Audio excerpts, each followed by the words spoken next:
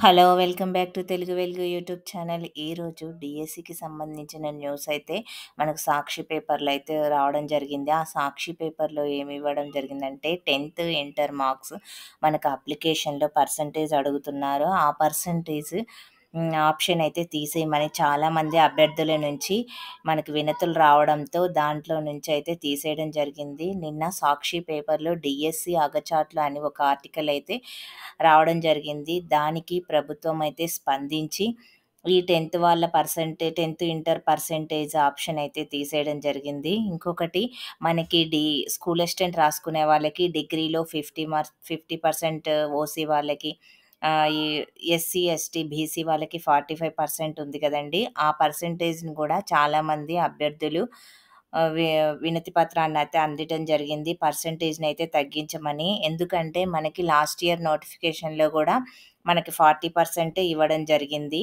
SC, ST, BC వాళ్ళకి.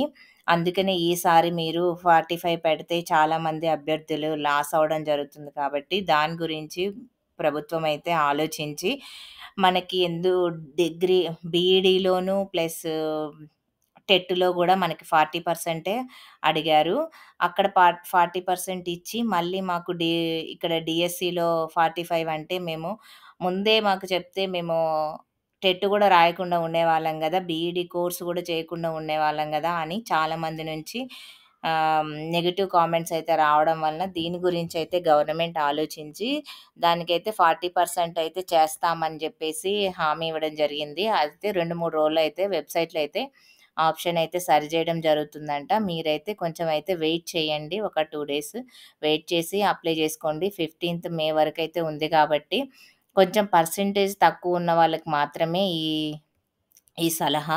మరి ఎక్కువున్న వాళ్ళైతే అప్లై జేసుకోవచ్చు. ఇంకొకటి కంప్యూటర్ సైన్స్ వాళ్ళకి మెయిన్ ఏమైతుందంటే, వాళ్ళు మ్యాథ్స్, మళ్ళీ ఫిజిక్స్, కంప్యూటర్ సైన్స్ అయితే సబ్జెక్ట్స్ తీసుకోవడం జరిగింది కదా! వాళ్ళకైతే మ్యాథ్స్ రాసుకోవడానికి ఆప్షన్ అయితే ఓపెన్ అవ్వట్లేదంట. దాని గురించి కూడా సరిచేస్తామనైతే చెప్పడం జరిగింది.